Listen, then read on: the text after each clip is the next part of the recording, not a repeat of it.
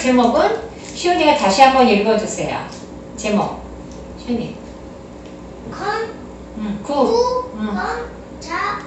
예수. 아이, 잘했어. 구원자 예수. 자, 오늘 제목은 구원자 예수예요. 예수님은 어떤 분이라고요? 구원자. 그렇죠. 구원자예요. 구원자 예수. 예전에 제가 수봉교회에서 초등부 전도사를 할 때가 있었거든요. 이렇게 됐다 안 됐다 하지.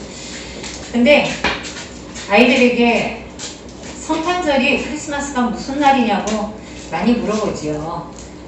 크리스마스 때는. 예수님 생일이라고 많이 대답을 잘 해요. 근데 예수님의 생일인데 꼭 친구들은 선물을 받고 싶어 해. 그래서 왜 너희가 선물을 받느냐고 이렇게 물어보면 아이들은 대답하지 못했습니다. 앞으로 성탄절이 되면 너희가 선물을 받지 말고 예수님께 선물을 드려야 한다라고 전도사의 입장에서 전도사님은 얘기할 수밖에 없는 거죠. 그랬더니 아이들이 예수님께 선물하는 방법을 모른대요. 그죠? 모르죠, 아이들은. 어떻게 하는지? 아이가 응. 하나님 줄 선물로 예수 이렇게 했어. 그랬어? 어제 어제? 그랬더니 마태복음 25장 40절을 같이 찾아 읽어봤어요. 마태복음 25장 40절을 한번 여기 펼쳐놓고 찾아볼까요? 마태복음 25장 40절.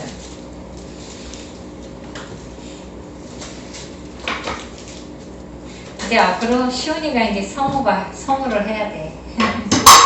잘 읽으니까. 성우가 뭐네요? 읽는 사람 성경을 다 같이 읽어봅시다. 시작. 임금이 대답하여 가로되 내가 진실로 너희에게 이르노니 너희가 여기 내 형제중에 지극히 작은 자 하나에게 한 것이 너희에게 한 것이니라 하시고, 그러니까 작은 자 하나에게 한 것이 바로 예수님께 하는 거래요. 아멘.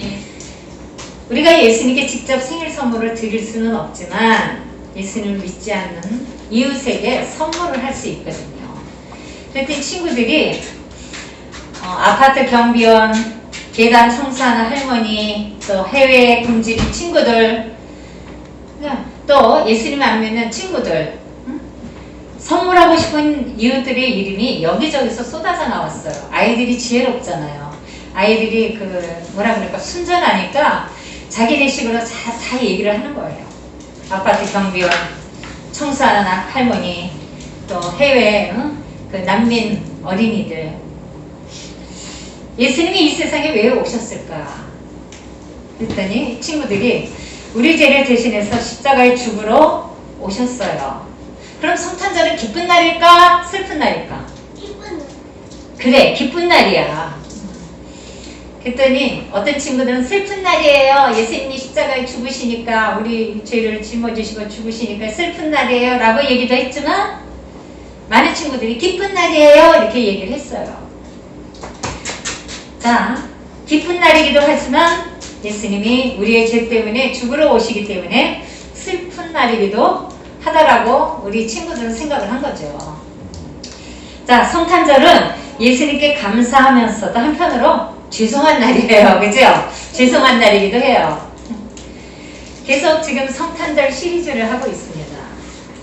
자, 초대교회는 오랫동안 성탄절을 지키지 않았어요.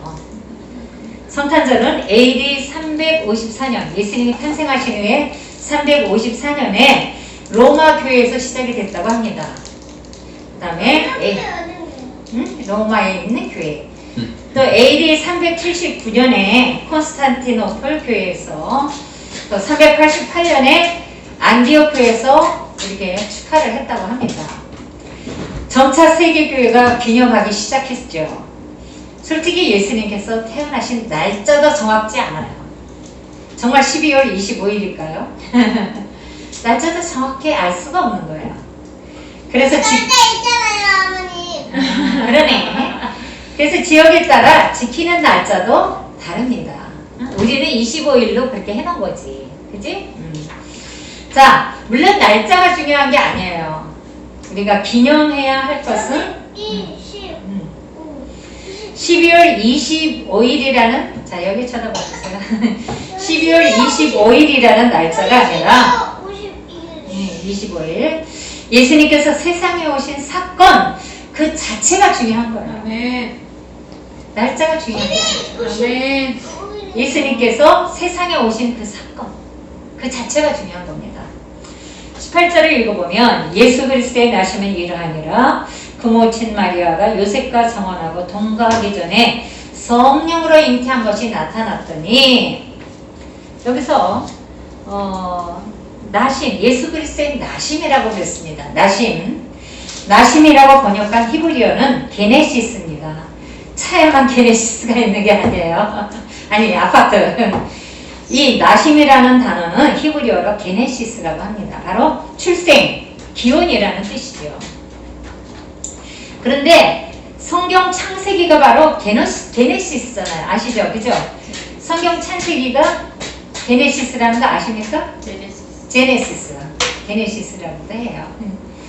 그래서 예수 그리스도 안에서 새로운 창세기가 시작되고 있다는 겁니다. 아멘. 그러니까 창세기만 제네시스, 그래 제네시스를 합시다. 제네시스가 아니라 예수 그리스도가 나실 때 그때가 또 새로운 창세기가 새로운 제네시스가 새로운 제네시스가 시작이 됐다는 거예요. 말씀으로 세상을 창조하신 성령님께서 예수님을 성령으로 잉태하시어 새로운 창조를 시작하신 겁니다. 아멘. 할렐루야. 그러니까 구약의 말씀으로 천지를 창조하신 그 창세기만 제네시스가 아니라 지금 예수님이 탄생하실 때부터 새로운 제네시스가 시작이 된 거예요. 여러분, 우리 두 번의 제네시스를 지금 우리가 맡고 있습니다. 창세기의 제네시스, 그리고 예수님의 탄생의 제네시스입니다. 첫사람 아담이 사람의 씨가 아니라 하나님의 영으로 창조됐다는 거 여러분 아십니까? 아멘. 사람이 진흙덩어리였다는 거 여러분 아십니까? 진흙도 아니고 그냥 먼지, 그걸로 하나님께서 작품을 만드신 거잖아요. 그리고 코에다가 생기를 불어넣어 주시고, 그리고 하나님의 생기는 뭐예요? 하나님의 영을 부어넣어 주셨다는 거예요. 그래서 이제 영적인 사람이 된 거죠. 자, 두 번째 아담인 예수님은 사람의 씨가 아니라 또 성령으로 잉태됐어요. 그러니까 처음 사람도 성령을 불어넣어 주셨고, 이제 마지막 아담인 예수님도 성령으로 잉태됐다라는 것을 우리가 이런 어떤 동일한 그런 어떤 하나님의 말씀에 그런 것을 볼 수 있어요, 우리가. 자, 첫사람 아담은 사람이 하나님의 형상으로 된 겁니다. 여러분 믿으십니까? 아멘. 근데 예수님은 하나님이 사람의 형상으로 되신 거예요. 이해가 됐어요? 지금 말씀드린 거? 첫사람 아담은 사람이 하나님의 형상으로 됐는데 예수님은 하나님이신 그분이 사람의 형상으로 오신 거예요. 성육신 하셨다는 거죠. 그렇게 새로운 창세기가 바로 제네시스가 시작이 또 된 겁니다. 예수 그리스도가 아니면 우리는 한반도 어디에서 살다가 죽을 그냥 자연인에 불과했을 겁니다. 그냥 왔다가 가는 거지. 그런데 예수님 때문에, 자, 우리 시온이, 예수님 때문에 시온이는 어떤 사람이 됐어? 예수님 믿는 사람? 그런 사람을 누구라 그래? 예수님의 자녀. 그치, 하나님의 자녀가 된 거야. 하나님 나라의 백성이 된 거야. 박수 쳐주세요. 좋습니다. 이것이 새롭게 쓰이는 창세기의 은혜죠. 두 번째 쓰이는 창세기의 또 다른 은혜예요. 예수님이 탄생하신 것은 또 다른 제네시스라는 겁니다. 아멘. 자, 예수 그리스도를 통해 새로운 창세기가 쓰일 수 있도록 누가 자신을 전부 내어줬어요? 예수 그리스도. 누가? 하나님. 누가? 여기서 성경에 보면 18절에 그 모친 마리아가 예수님의 구주. 응? 예수님의 구주. 예수님의 육적인 어머니 마리아가 자신을 전부 내어주셨어요. 그리고 마리아는 요셉과 약혼을 했죠. 약혼자인데 19절에서 요셉을 그의 남편이라고 했습니다. 그리고 20절에서 마리아는 네 아내 마리아를 네 아내라고 부르고 있습니다. 자, 약혼자는 그렇게 부르지 않잖아요. 그는 내 남편이고 또 네 아내다 이렇게 부르지 않아요. 우리 약혼했을 때는 그렇게 부르진 않았어요. 뭐 저는 약혼을 안 했지만 그 이모가 약혼을 한 걸 알았거든요. 봤거든요. 근데 그때는 내 남편, 내 아내 그러진 않아요. 우리는. 근데 여기서 그랬다는 거예요. 당시 약혼을 하면 법적으로나 관습적으로 부부라고 생각했기 때문입니다. 부부라고. 자, 우리 한번 오늘 저기 예배 드리기 전에 인사를 안 했어요. 서로 예수님이 당신을 사랑하십니다. 한번 해주세요. 나는 먼저 예수님이 인사해. 그랬구나. 나는 인사해. 좋습니다. 근데 약혼이 깨지면 파혼이 아니라 이혼을 한 것으로 여긴답니다. 그래서 이혼 증서를 넣는데요. 결혼식이 올리기 전에 남편이 죽으면 과부라고 불렀어요. 참 과부에 대해서 여러분 아시죠? 참 과부. 진짜 예수님을 잘 믿다가 남편이 천국 간 그런 경우를 참 과부라고 그래요. 당연히 약혼한 여인이 성적인 부정의 행위를 하면 간음으로 정죄되는 거죠. 그러니까 그 당시는 뭐 그러지 않아도 하여튼 여인이 그 결혼하기 전이라든가 하여튼 처녀인데도 뭐 임신을 했다.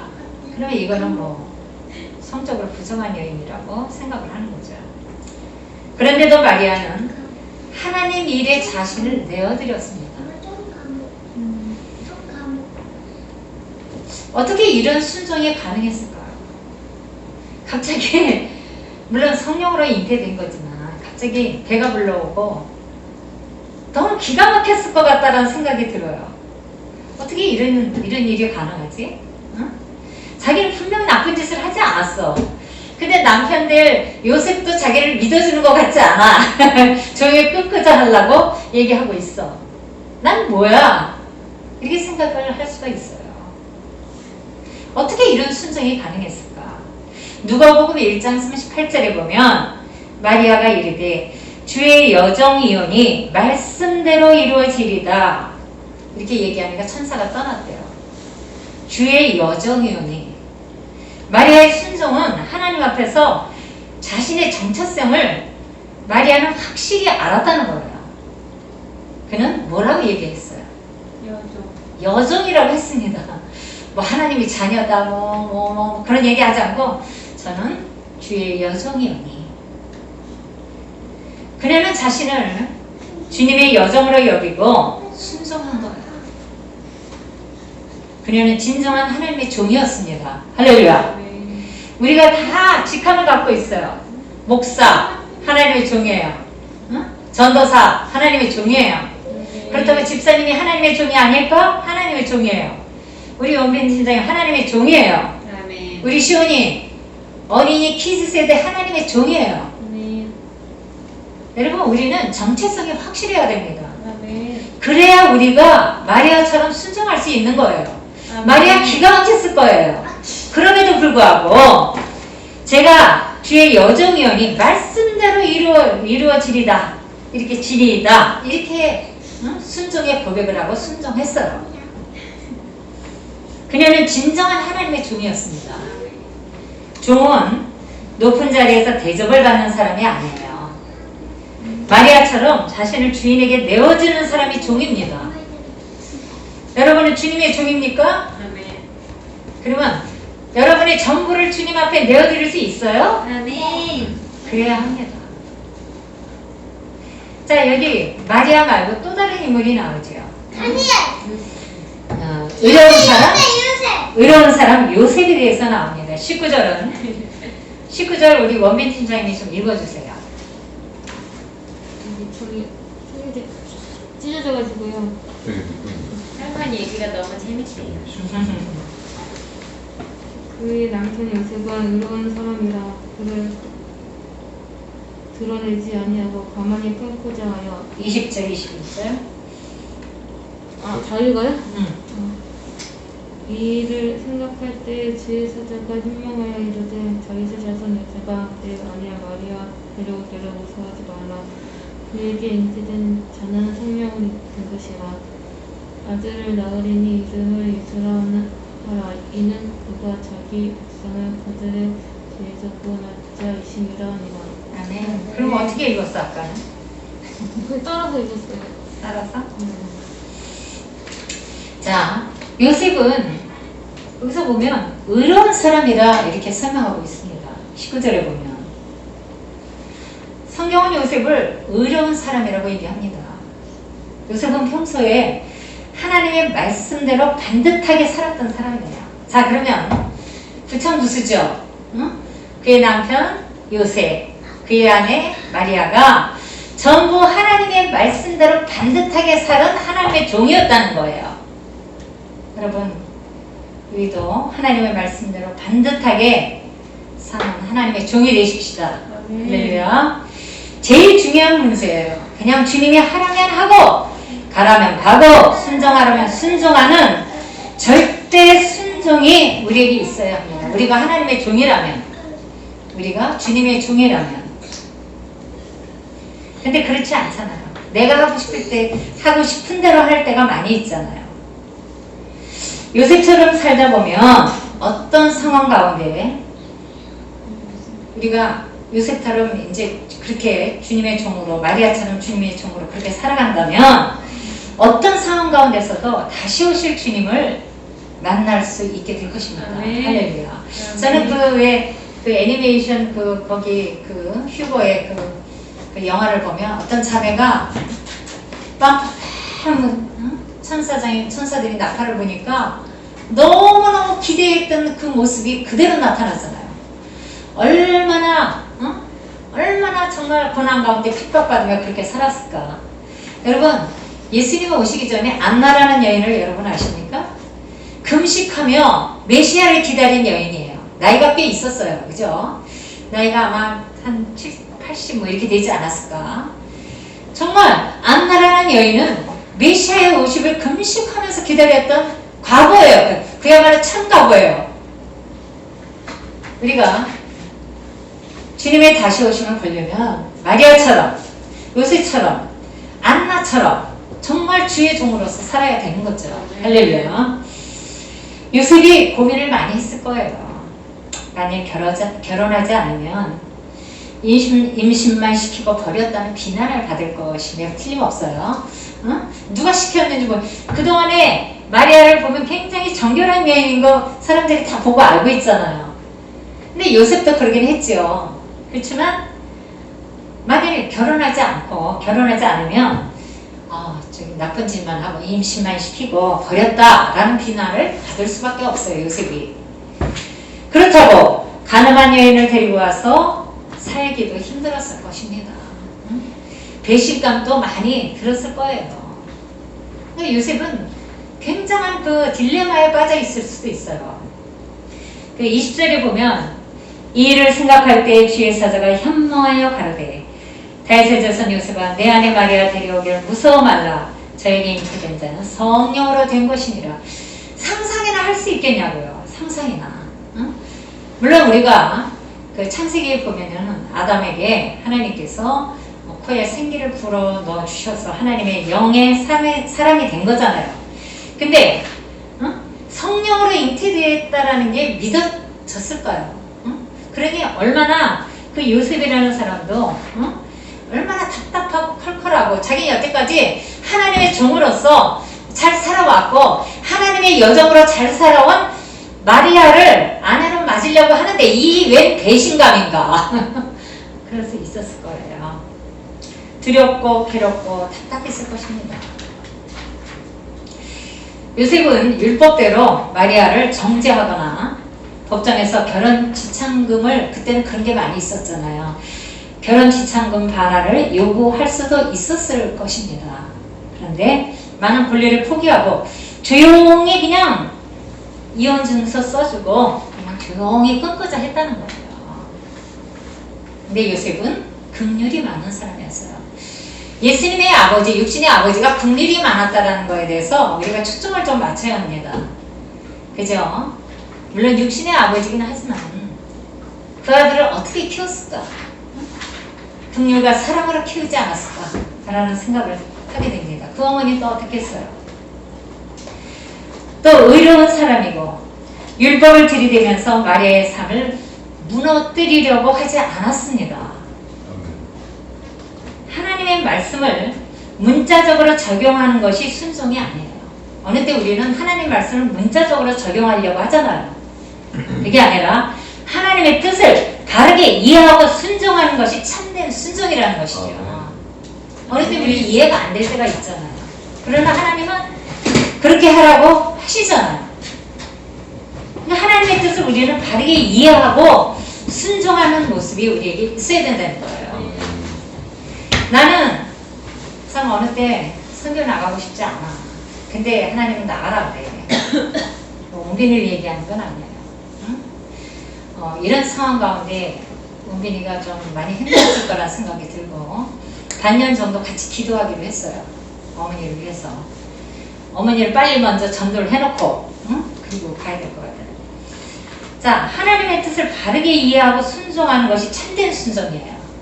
하나님의 뜻은 무엇일까? 응? 하나님은 나한테 어떻게 하라고 하실까? 지금도 하나님은 나한테 뭘 요구하시는지 잘 모르겠어요.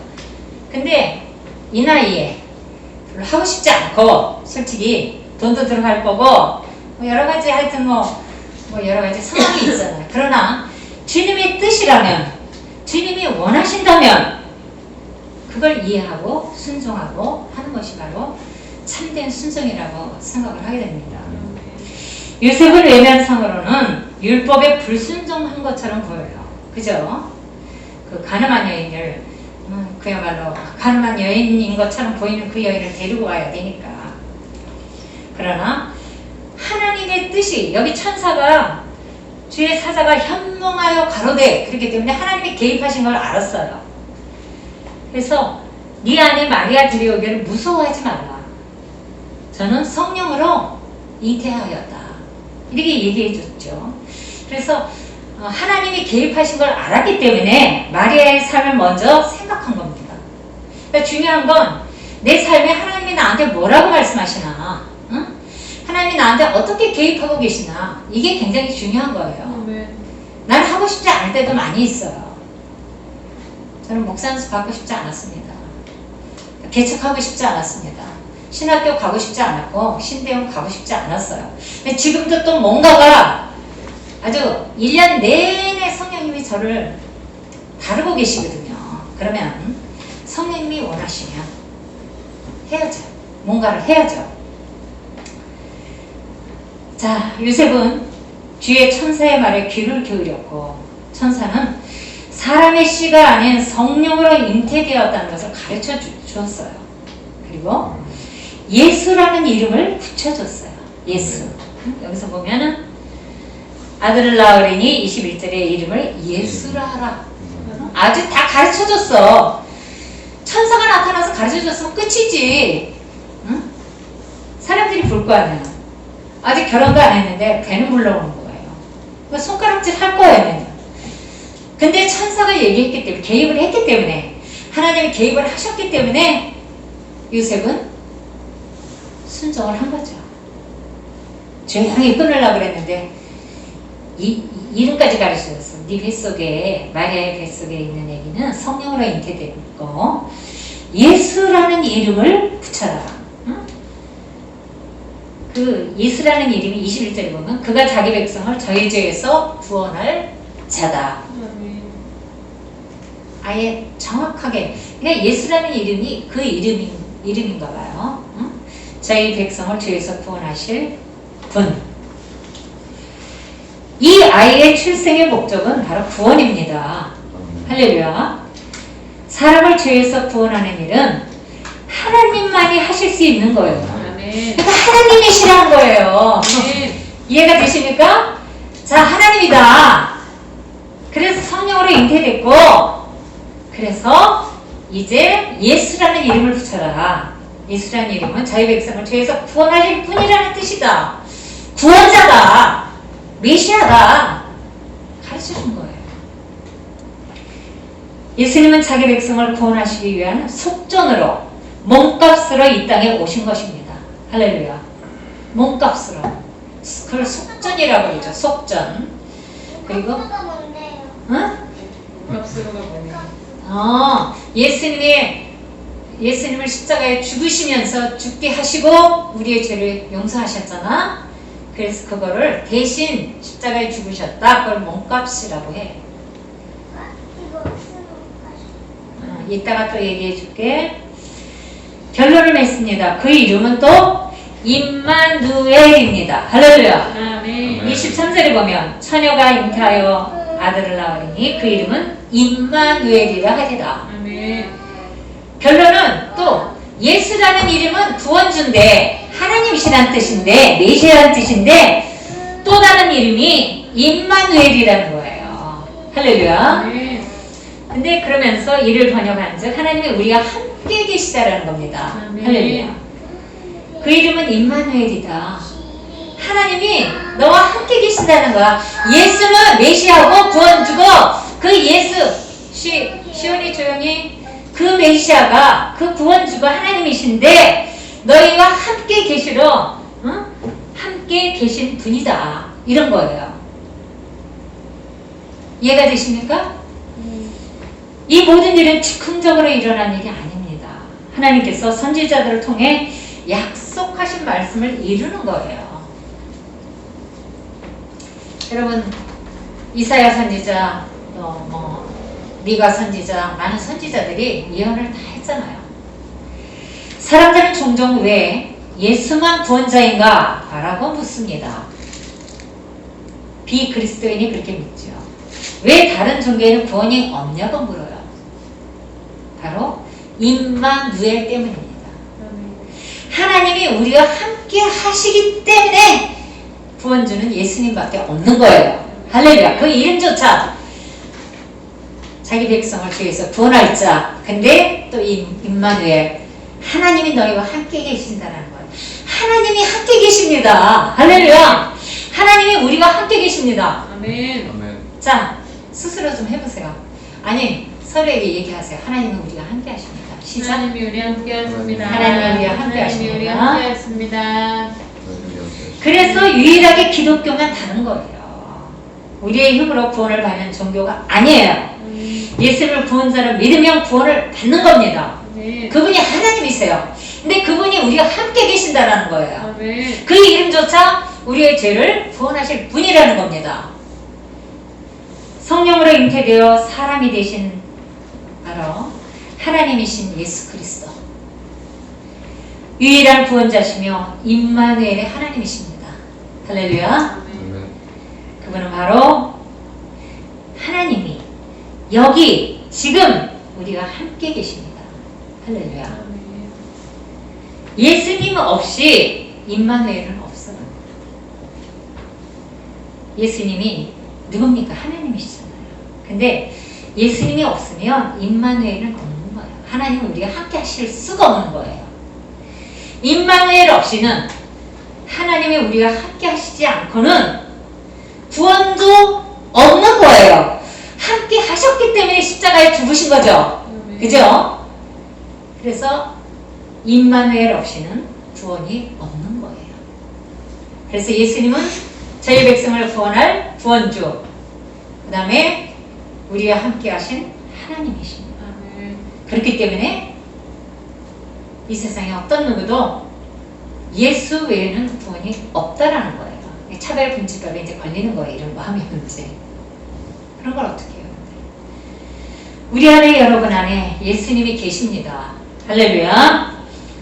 임마누엘하고 계십니다. 아멘.